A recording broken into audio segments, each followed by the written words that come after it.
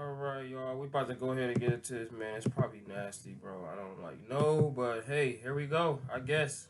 Are you ready to feast your eyes on some of the strangest foods in the world? We all know different cultures enjoy varied and sometimes bizarre dishes, but wait until you see the insanity of what we've found for you. Ah!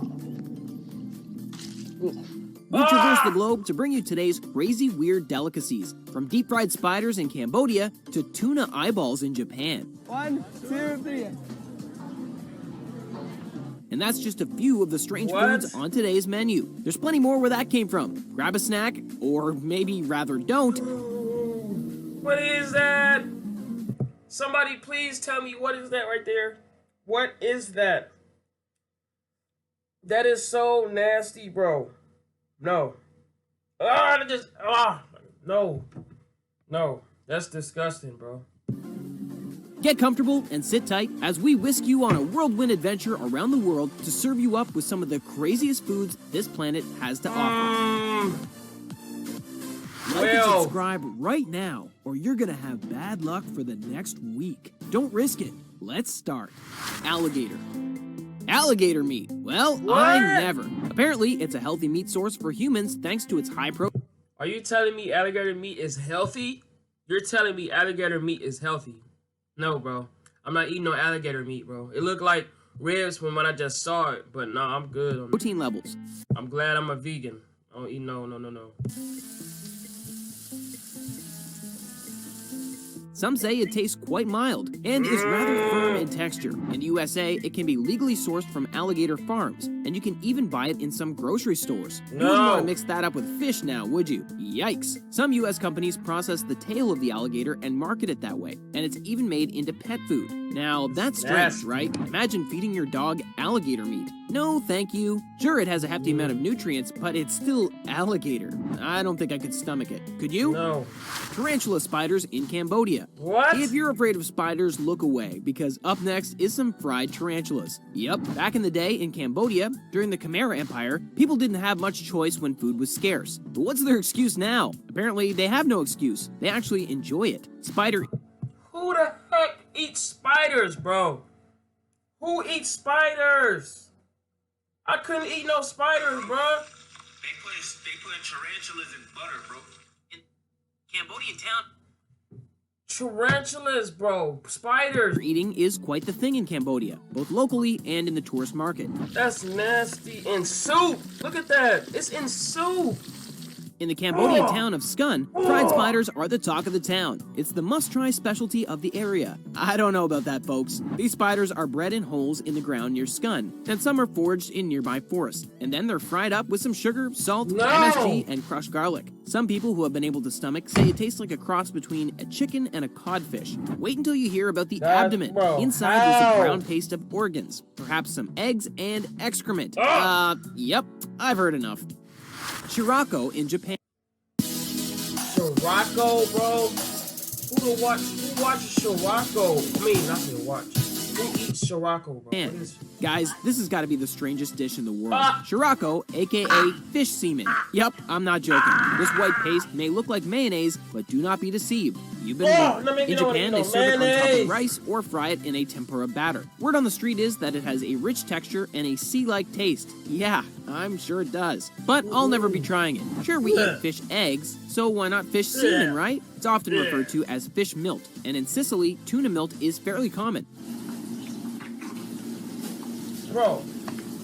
No. And even in Romania, people love some fried milt from freshwater fish. There's even an octopus milt. Wow, are people that into fish semen? Seems like it. Don't even get me started on how they collect the milt. It's usually retrieved from a fish carcass. Delicious or strange? I'll let you decide. Grasshoppers in Thailand. Eating insects is definitely a bit weird, but in Phuket, in Thailand, it's all the rage. Deep fried and dipped in soy sauce with a sprinkling of salt, grasshoppers are quite the dish there. Nasty, those crispy little critters are slightly bitter. Perhaps you can compare them to a packet of chips, except, wait, you can't, because they're grasshoppers. Bro. That's never gonna feel normal, is it? They are said to be That's delicious and nasty. totally safe to eat, but you must cook them first. You've been warned. How do No you raw eat grasshoppers this, bro? now. Some locals call them insect popcorn. Yep, imagine going to catch a movie with a box of fried grasshoppers. No sweet popcorn there, just fried insects. I'm not sold. Are you? Balut.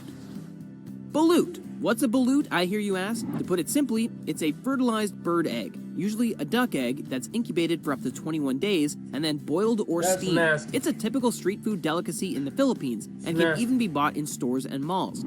What? People eat the contents directly from the eggshell, and a partially developed embryo is apparently soft enough to chew and swallow whole. The mallard duck is where the balut comes from. Wow. It's popular because it's a cheap source of protein and calcium. But still, I don't think I could ever try that, even if you paid me. It would just feel too wrong. But each to their own. If you're brave enough, why not pop over to the Philippines and get yourself some balut? Red ants. In Boy Paraguda in India, red ants are the dish of the... Bro. I know, dog. This is making my stomach hurt, bro. This is making my stomach hurt. I know, no, well, he ain't eating no ants, bro. Please tell me that's not ranch. I said ranch. Please tell me that's not ants. Day. The people living there believe that both red ants and their eggs have medicinal properties, and that a typical serving of them is equal to 14 grams of protein. One of the tribal healers in the village says that red ants can enhance your eyesight and prevent sunstroke. No. Red? No, none. I wouldn't even eat no ants. Well, in that case, hit me up with some red ants. That's gotta be cheaper than my new glasses. It's quite the challenge to get the ants from their hives in the trees. The male ants protect the hives and will even bite you. But fear not. Apparently the bites can cure skin disease and relieve joint pain. Wow, what can these red ants not cure? The ants are made into a soup while the eggs are fried. And voila! Dinner is served. Whitty Grub, Australia. In the outback in Australia, there's something called Whitty Grub, which is a staple in the diets of the Aboriginal people.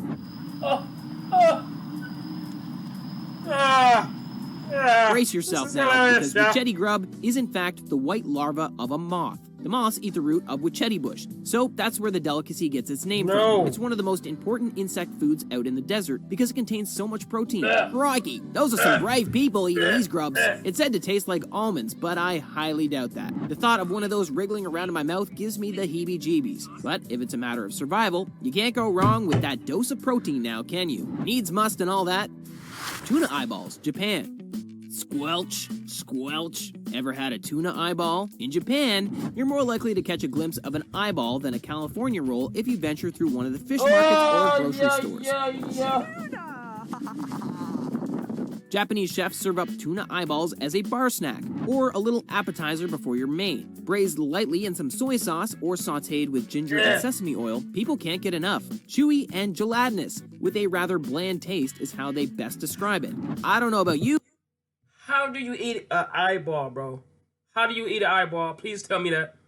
But the thought of walking into a bar, or an izakaya as they're known in Japan, and getting served up a plate of eyeballs, it makes my stomach feel queasy. Imagine looking down at your plate and being stared at by tuna eyeballs. There's even a drink called tuna tears, made from soju and eyeballs. I mean, have you ever? Eggy. Eggy, aka silkworm pupa, is a classic dish in any market in South Korea. At first glance, you might...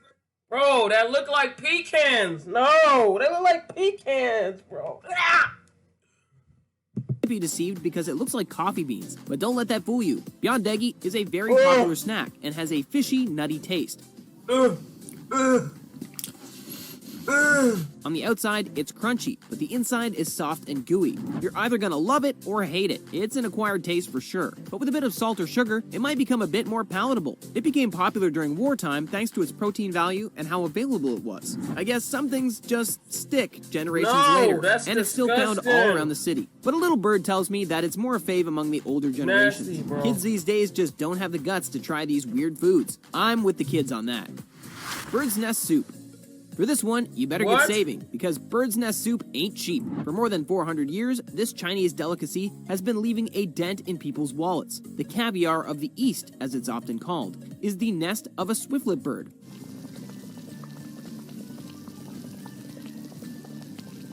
And can cost anywhere from between $2,500 to $10,000. $2,500 for some bird nest soup? Never. No. Who gonna pay for that? Would y'all eat that? No. 2,500? $1,000 per kilogram. So basically, for one bowl of soup, you better get ready to cough up around $100. The reason it's so expensive is because it's so dangerous to get the nests, and also the process of cleaning them can take a long time. The people who collect these nests risk their lives in the process. They are way out in the wild, usually up in high mountaintop caves, so you can only imagine the mission these people have to go on to get one. They're made from a mixture of bird feathers and bird saliva, and for those brave enough who've tried it, it's said to taste soft and jelly-like. I think I'm good. This is just too strange. No. Frog's legs in Paris.